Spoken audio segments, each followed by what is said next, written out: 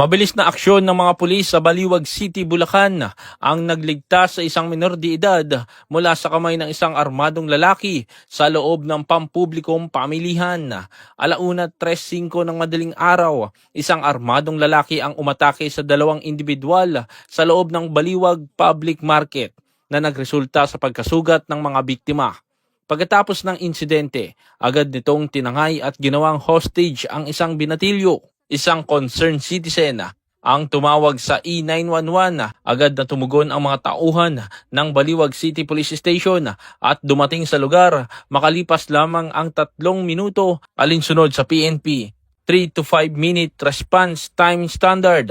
Sinubukan ng mga otoridad na makipagnegosasyon sa suspect ngunit tumanggi itong sumuko. Sa tamang tiyempo, mabilis na nakalapit at nadisarmahan ng isang rumesponding pulis ang suspect na agad ding naaresto nang walang karagdagang pinsala sa hostage. Agad namang sinugod sa pinakamalapit na ospital ang dalawang nasugatan para sa medical na atensyon.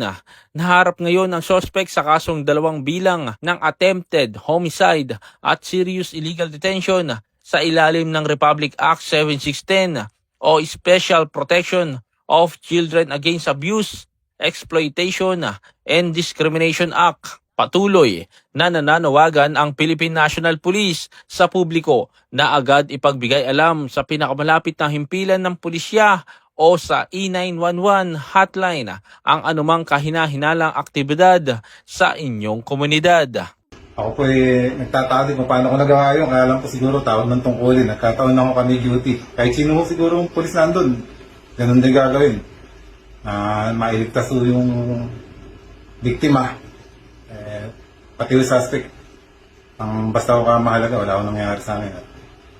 Papasalamat po ako. Nailigtas po namin parehas ng suspect. Biktima. Nagkataon lang po talaga na kami duty. Pero kung iba po yun, ganun din ako gagawin. Nakasigurado po ako.